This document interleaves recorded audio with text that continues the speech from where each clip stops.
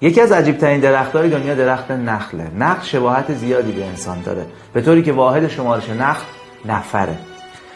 مثلا نخل توی 16 سالگی بالغ میشه و مثل انسان‌ها نر و ماده داره.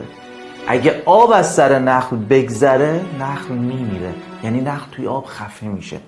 اما عجیب‌ترین ویژگی نخل اینه که برخلاف بقیه درخت‌ها که اگه سرشون رو بزنی پربارتر میشن، اگه کسی سر نخل رو بزنه نخل میمیره، درست مثل انسانی که سرشو قطع کردن. دکتر مجتهدی استاد فلسفه دانشگاه تهران همیشه میگفت فرهنگ مثل نخل میمونه. کافی نیست که ریشت هزاران سال در خاک تاریخ باشه، مهم اینه که سرت هم سالم باشه.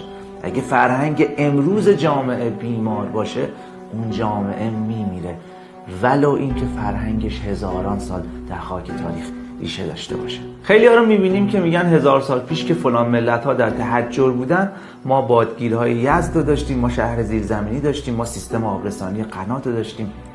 درسته این چیزها مایه مباهات ما در برابر دیگر ملت هاست، اما مشکلی از امروز کشور ما حل نمی‌کنه.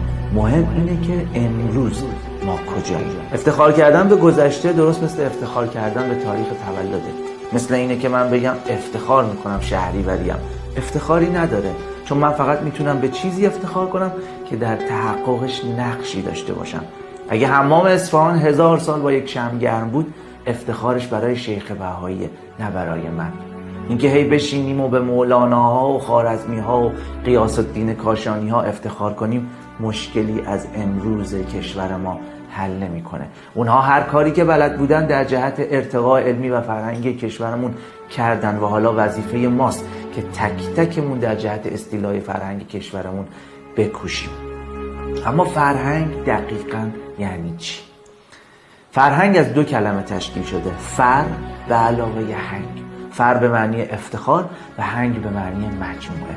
فرهنگ یعنی مجموعه چیزهایی که یک ملت بهش افتخار میکنه. اگه تک تک افراد جامعه رو به عنوان یک سلول و کل جامعه رو به عنوان پیکره یک شخص در نظر بگیریم، فرهنگ احساس غروریه که اون شخص نسبت به باورهای امروز و گذشته‌اش داره. مهمترین چیز در مورد فرهنگ اینه که فرهنگ رو نمیشه به زور جا انداخت، چون افتخار کردن یه امر درونیه و تو نمیتونی با پول یا با زور کاری کنی که یک شخص از درون به چیزی افتخار کنه. شاید بگی بزرگترین وظیفه فرهنگ سازی به دوش حکومت هاست. بله درسته، اما اگه مسئولین ما دغدغه فرهنگی داشتن وضع الان کشور ما این نبود. در طول تاریخ همیشه توی این کشور همه چیز رو دوش خود مردم بوده. ما همیشه مثل بچه یتیمایی بودیم که خودمون برای خودمون پدری میکردیم. الان هم همینه، خودمون باید فرهنگ کشور خودمون رو بسازیم. هر کدوم از ما باید از خودش، خانوادش و از توی خونش فرهنگ کتابخونی، گفتگوی بدون خشم، مطالبه حق، سکوت نکردن در برابر ظلم، آزادی بیان و ابراز عقیده بدون توهین به عقیده دیگری رو شروع کنه. طرف توی خونه خودش همسر و بچه‌هاش از ترسش نمیتونن روی حرفش حرف بزنن. توی جامعه مدام داره برای آزادی بیان نعره میزنه. کانت چقدر زیبا گفت. اون میگفت طوری رفتار کن که رفتار تو مبنای قانونگذاری جهانی گرده. هر کدوم از ما باید در طول روز طوری رفتار کنیم که دوست داشته باشیم این رفتار ما جزء قانون اساسی کشورمون بشه. آقایی که توی مهمونی وقتی شامت رو میخوری میری عقب میشینی تا خانوما سفره رو جمع کنن و میگی این کارا کارای خانوماست. تو اگه تو این جامعه مسئولیتی هم پیدا کنی، قوانینی رو وضع میکنی که به نفع مرداست. آهای خانومی که هر وقت با پارتنرت میری بیرون اعتقاد داری که آقایون باید همیشه هزینه ها رو حساب کنن، پس حق نداری به تبعیض جنسیتی تو جامعه اعتراض کنی. تبعیضه، چه علیه مردان چه علیه زنان.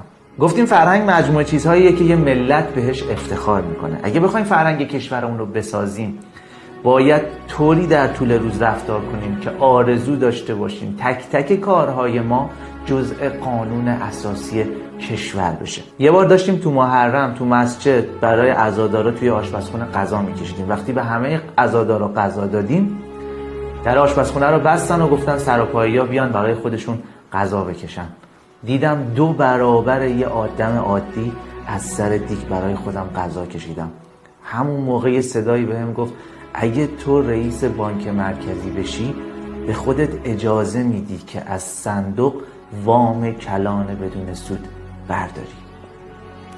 از همون موقع با خودم عهد کردم که اگه نمیتونی به اندازه بقیه مردم برای خودت غذا برداری، دیگه هیچ وقت نرو توی آشپزخونه کمک کنی، چون تمرین عدالت کردن مهمتر از خدمت کردن به امام حسینه. طرف راننده تاکسیه، از اول تا آخر مسیر قول میزنه که یه جفت لاستیک خریدم فلان و فلان تومن، این مملکت سر و صاحب نداره. فردا شب که هوا بارونی میشه فقط مسافر دربستی سوار میکنه، چون میدونه مردم مجبورن دربستی بگیرن. همین آدم وقتی وزیر صنعت بشه ورود خودروی خارجی رو به کشور ممنوع میکنه، چون میدونه اینطوری مردم مجبورن خودروی بیکیفیت داخلی بخرن. تویی که میگی خوب میکنن این جوونا رو تو خیابون میزنن، همه اینا رو باید بگیرن بندازن تو زندان محاکمهشون کنن، اگه جای شماها با اونها عوض میشد، اگه اونها رو صندلی قدرت بودن و تو مجبور بودی کف خیابون برای آزادی عقیدت بجنگی، بازم این حرفو میزدی؟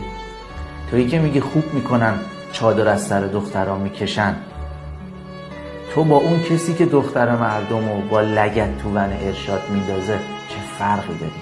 این همه دعوا سر اینه که هر کس حق داره پوشش خودش رو خودش انتخاب کنه. اگه یک نفر، یک دختر چادری بترسه به خاطر پوشش دلخواهش تو جامعه بیاد، پس ما برگشتیم سر پله اولمون. فرهنگ وقتی ساخته میشه که تک تک رفتارهای ما توی منزلمون و در طول روزمون اصلاح بشه.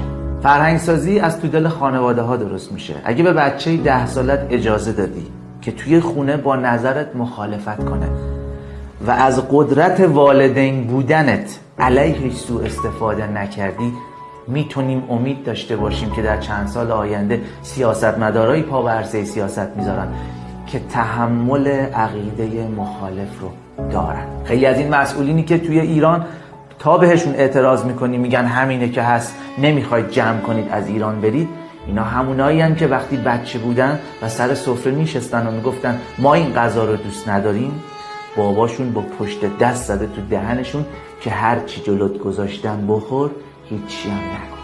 فرهنگ رو ما باید بسازیم تا فرهنگ نسل بعد از ما رو بسازه. جان کلام این که تو اون تغییری باش که میخواهی تو جامعه رخ بده.